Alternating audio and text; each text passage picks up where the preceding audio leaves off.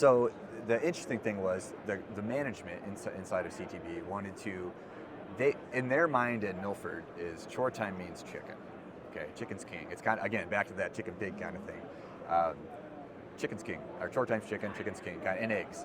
And so internally they wanted to make us, they wanted to give pig a name.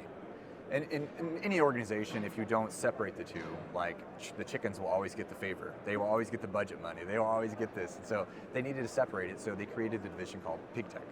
And early on, it was called HPS, Hog Production Systems, and people knew us by that name. We still branded with chore time.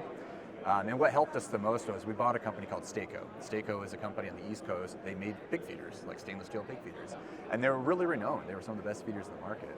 But we bought that company, brought it to Milford, and that kind of became the first start of a new division. Now, we still had all the flex auger, the feed tanks, we have access to all that kind of stuff, but we became the new division. And then, but that was the struggle, right? How do you come out, like, that's like saying we're Ford, and we're gonna come out with a new brand name just because we want to, and nobody's gonna know who it is.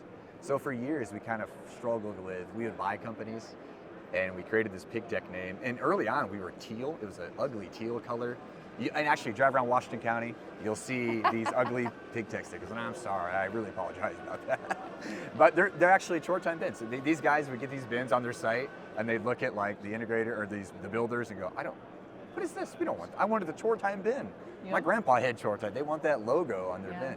And we were branding it with PigTek, thinking we were doing something, trying to promote the name, obviously, right? But it was teal, it was ugly.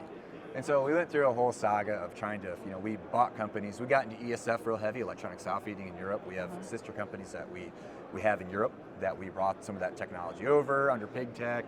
And then we morphed the name, the logo changed. And eventually we landed finally back to, we can't get rid of the logo.